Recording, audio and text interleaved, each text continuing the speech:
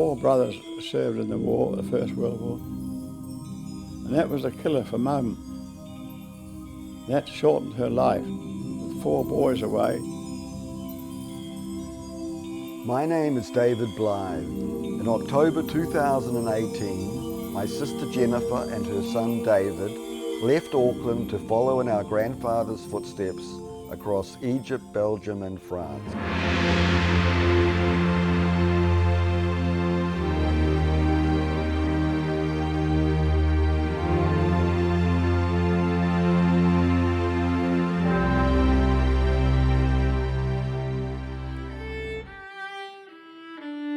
I was 18 when I joined up.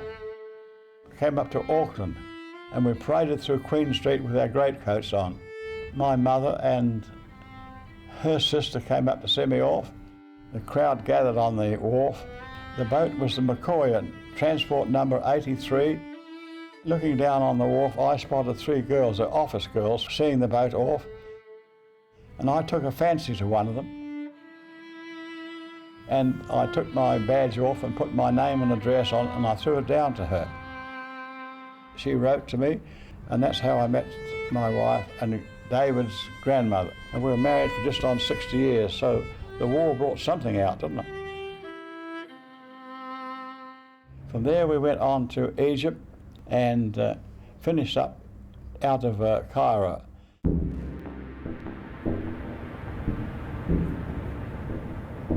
Descending into Cairo, watching the endless expanse of sand, I wondered what it must have been like for Curly. We did our training there, went to Cairo and saw all the sights, went to the pyramids, got on the camel, had a photo taken. I travelled underneath the city of Cairo towards the British University in Egypt, where I intended to ask students what they knew of New Zealand's presence in Egypt in World War I and II. No, this is the first time I heard about that. Really, I don't know much about New Zealand. I don't know where it's located. I know a lot of foreign soldiers or foreign countries have operating stations here in Egypt, but New Zealand, Australia, no, I didn't know that.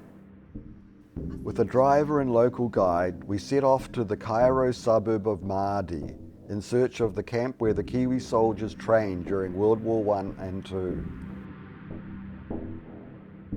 We found the location of Maadi camp. It's now a French language school. There was once a plaque commemorating the New Zealanders. It has been removed and only the stone enclosure remains. From Egypt, we boarded troop ships for France. Our troop ship was the Alornia, a beautiful boat, a strong contrast to the one we'd come from New Zealand. We didn't get much rest. We were chased by a submarine for a day, which didn't help much, and we all stood lining the deck with rifles and machine gun in case we spotted the submarine. At any rate, we eventually got to Marseille.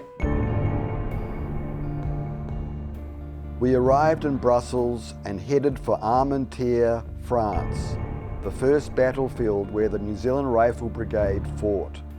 From there we went to the home of that legendary character, Mademoiselle from Armentières. And we took up the trenches there. We took over from the 32nd English Division, and they said to us, if you leave the Germans alone, they'll leave you alone. And our people, we hadn't travelled 12,000 miles to sit in our bottom. We were soon getting stuck into the Germans. Up until we'd got there, the farmer had been able to plough the fields and the shopkeepers had been able to keep their business going. But when we got there and the Huns started to retaliate because we were raiding him, and that's finished. So that when we left to go to the Somme in 1916 and said to the French people saying, thank you very much, au revoir and all that sort of thing, they said they would sooner have the Germans than those black button bastards from New Zealand. Did you know that the New Zealand forces in World War I were here in Armentières? Nope, we had no idea. I think there is a lot of cemetery, but I don't know if there is one for New Zealand forces.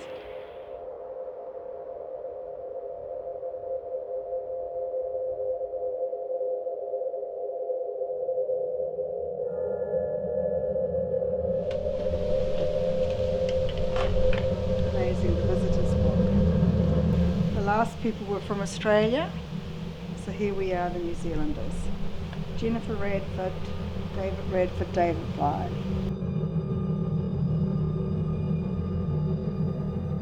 This Commonwealth graveyard at Armentières commemorates the dead from France, Britain, Australia, New Zealand and Germany.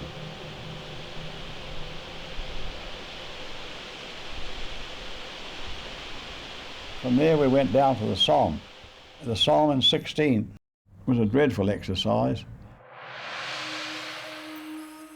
To find out more about the role of the Commonwealth War Graves Commission, we visited horticultural advisor Julian Blake. The Commonwealth War Graves Commission works in 154 countries and looks after 1.7 million war graves collectively in all those countries. My current position is a horticultural supervisor and I look after the war graves between Amiens and here. So that's 6 teams of gardeners, around about 80 gardeners in total. And it's a year in, year out, a constant process. I am the Poppy Appeal Officer for the Royal British Legion and the Welfare Officer for the Royal British Legion. So for the Somme branch. So it's probably similar to your return service association. The Australians and New Zealanders are amongst the highest visitors across the Somme. What interests the younger generation that come in to see this now is the family link. And that's what's often hits the heart. They have a direct family link with what happened in these locations, and they were really, really exceptional circumstances. Ordinary people in exceptional circumstances.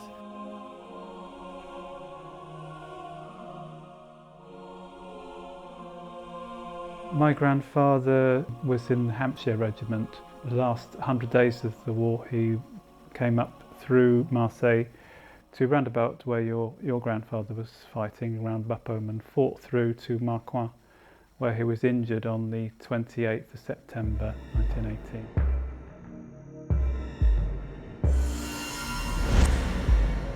And the second phase was the 15th of September, that's when we went over. We hadn't been in anything like that before. 5:30 in the morning, we climbed out of the trenches and set out to go to Fleurs. We headed with Julian and Isabel to visit the only memorial to New Zealand soldiers of World War I in France. The New Zealand Memorial on the Somme sits on the Switch Trench, which is the trench more or less where the Battle of Fleurs started, and that's where the New Zealand battalion fought up to that point. So it's a very exposed ridge. You can imagine almost standing at that ridge in a very vulnerable position and having to fight across that terrain. It used to be surrounded by trees. We've opened it up and allow the visitors to see across the battlefield there as the soldiers would have done at that time.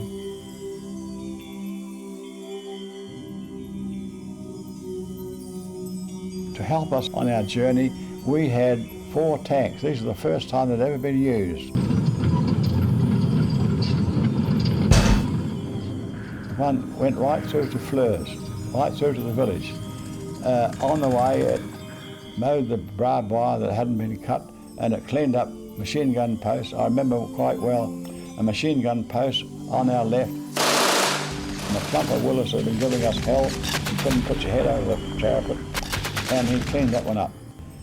And before the day was out, we had taken our objective, and we suffered very heavy casualties in that place.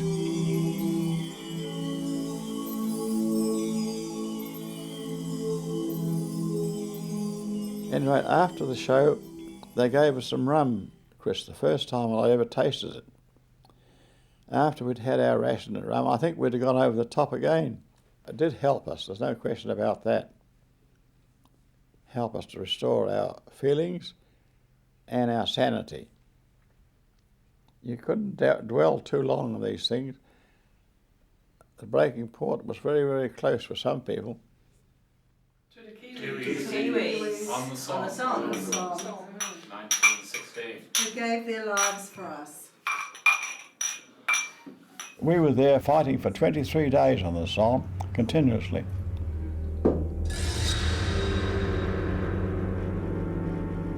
Jack was Mother's favourite, Andrew Jackson. That sounds familiar, doesn't it, David? That's right, it's my father's name. David's father, we named him after Andrew Jackson. He was a great chap. I think he was the best of the boys.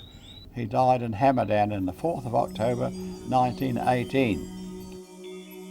He's buried at a Commonwealth war grave site in the city of Tehran in Iran. To mark the 100-year anniversary of Armistice Day 2018, the Auckland War Memorial Museum and Auckland RSA commemorated the 18,500 fallen soldiers of World War I. Sergeant Andrew Jackson Blythe is amongst those crosses. We are on our way to Messines, Belgium, to meet local historian Patrick Colson and his mother, who lives on New Zealander Street. So it will be 60 years next year that she's living in New Zealander Street. Because this was the way that the New Zealanders walked to the German front line. My mom, she's always been supporting me in that way to collect everything about First World War, New Zealand and Messines history in general. She's always been also passionate about it. The doorbell was ringing and then 3 people were standing in front of me, Colonel Blythe and his daughter, Margaret. And we had a very nice talk about First World War and about the experiences of your granddad. Well, these are New Zealand boots which were found in 1973. My father was a bricklayer and he unearthed a complete New Zealand soldier, a skeleton of a New Zealand soldier. He was wearing those boots and we knew he was a New Zealander because of this shoulder badge, New Zealand Rifle Brigade. Because he wanted to find the identification plaque just to have a name on it, but probably one of his comrades of the soldier took it away and yeah, whoever he was a human being. A young lad probably. Well, in 1992, it was the 75th anniversary of the Battle of Messines. I was a vice mayor at the time and I had an idea to make something special. So I went to a local artist and I asked him, can you make a special statuette of a New Zealand soldier? So this was made by Jan Djeuzart from Weitschaten. I met Don McKinnon several years ago and we showed him around in the museum. He was very much interested and we can maybe have the statuette made bigger. So we had it now on the Market Square.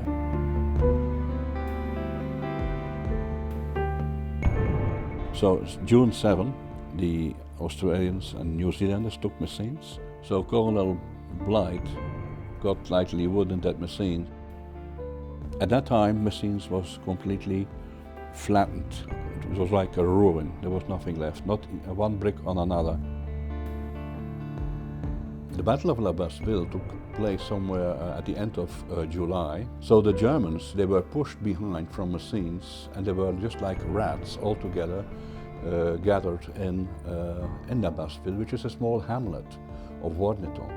Next, yes, was at Warneton Sugar Refinery. The Germans came out and spotted us and opened fire on us. I got hit in the head. And that was the end of my service, the first round in France. Grandad was repatriated back to England to recover from his wounds.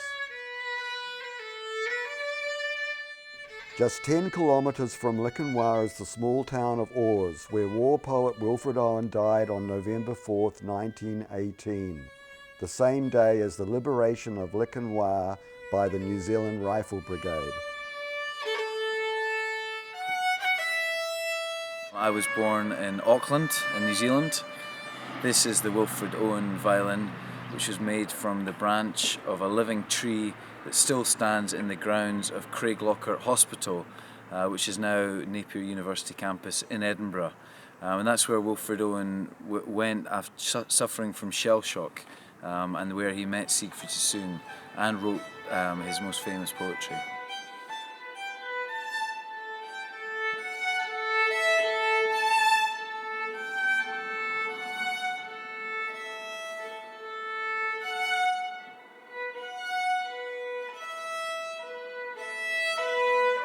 You show me where...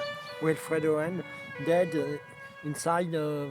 So this is where Wilfred Owen died, on the side of the canal, November 4th, 1918, only a few days before the armistice.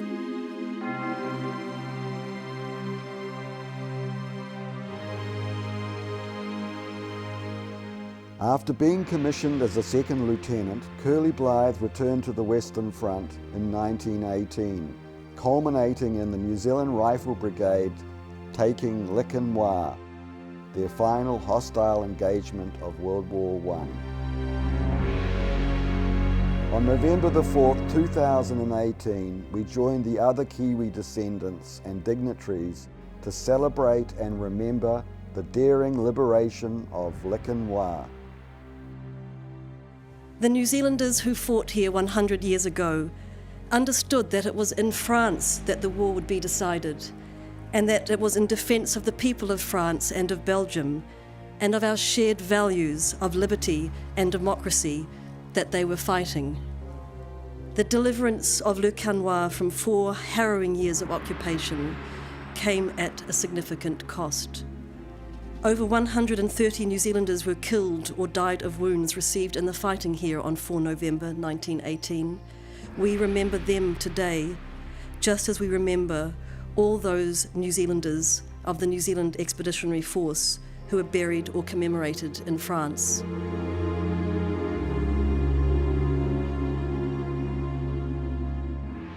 Of course, it was a great remembrance, but I have known Colonel Blythe. I had different meetings with him and Margaret, of course, the two, and we were both at each time here for the commemoration.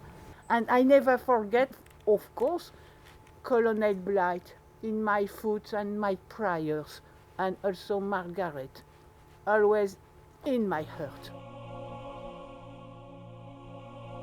Curly's favourite beret is displayed in the town hall. It was on his coffin at his state funeral.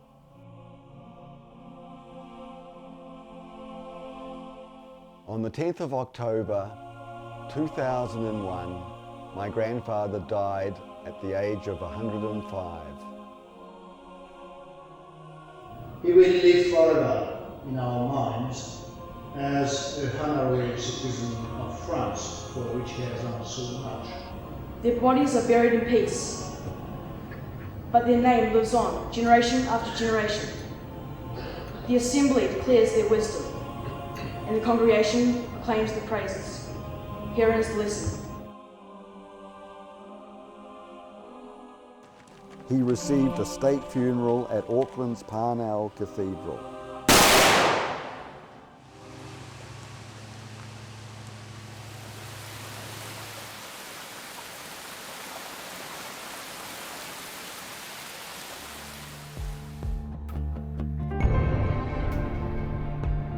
We are going to meet the Mayor of Bodeni, Ramon, who is the living link between my grandfather and the people of France, where he is remembered and honoured 12,000 miles from home.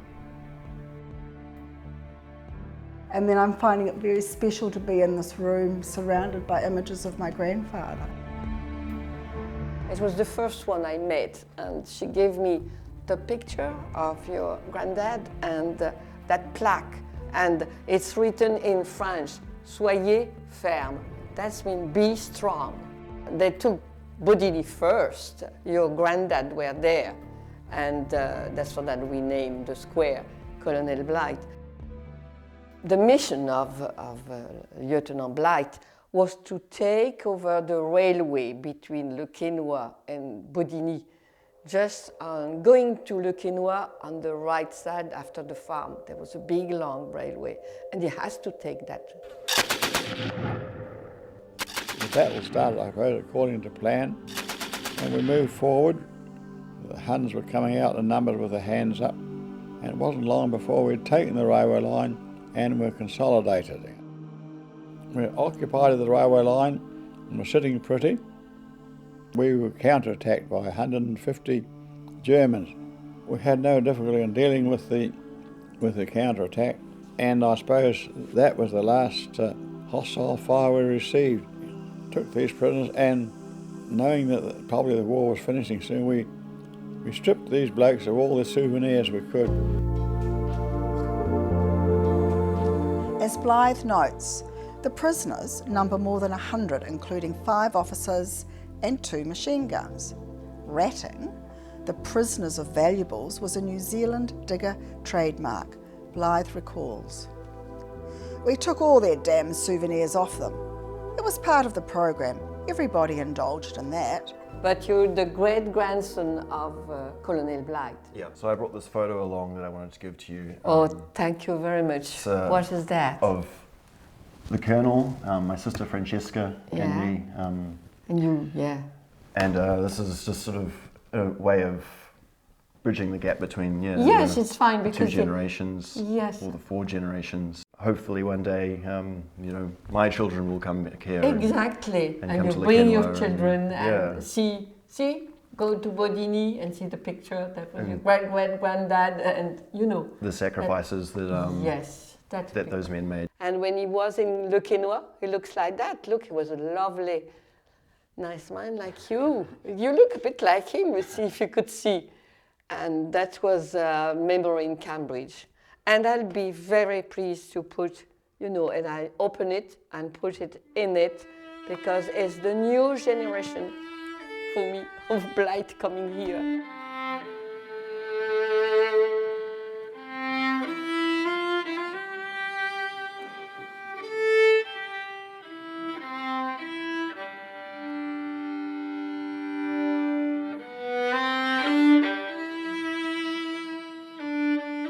We returned to New Zealand in time to attend the 100-year armistice ceremony in Cambridge, New Zealand, the sister city of Le Quesnoy.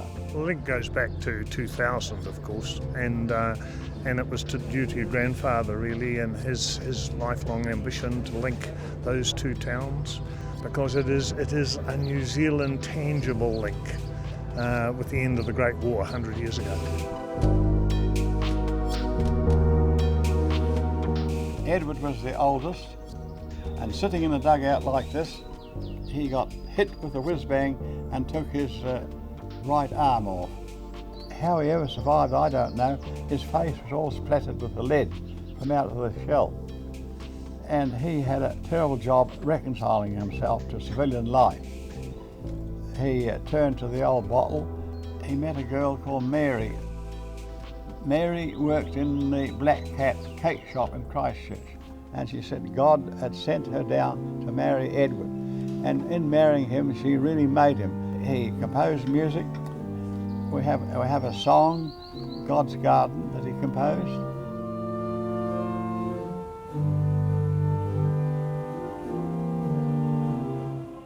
Myself and Jennifer, accompanied by her daughter Francesca, visited St Andrew's Church, Cambridge, where my grandfather's ashes lie. And I want to present this to you and St Andrew's.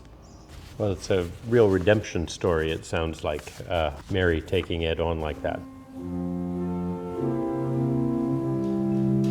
And we'll mount that, I think, over on the wall here by the painting and the memorial to your grandfather, to Ed's brother, as part of an entire memorial of Le Quesnoy, and of course, next to the window.